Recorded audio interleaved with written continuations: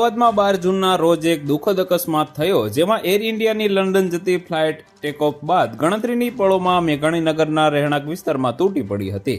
આ ફ્લાઇટમાં 230 મુસાફરો અને 12 ક્રૂ મેમ્બર સહિત 242 લોકો સવાર હતા, જેમાંથી 241 લોકો માર્યા ગયા અને એક વ્યક્તિનો સદનસીબે બચાવ થયો છે. તમિલનાડુમાં સમુદ્ર કિનારે માછીમારોના જાળમાં એક માછલી ફસાઈ હતી, જેનું નામ ઓરફિશ કે રિબન ફિશ છે. આ ઉપરાંત આ માછલી ઓસ્ટ્રિયાના તસ્માનિયામાં પણ સમુદ્ર કિનારે જોવા મળી હતી. લોકો આ માછલીને તબાહીની નિશાની માને છે.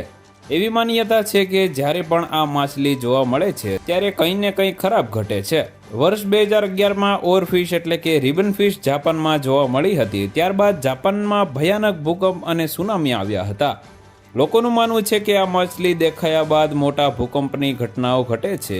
આ પ્રકારની ઘટનાઓ મેક્સિકોમાં પણ ઘટી ચૂકી છે, જ્યારે મોટા ભૂકંપો પહેલા ઓરફિશ દેખાયાની ઘટના સામે આવી હતી.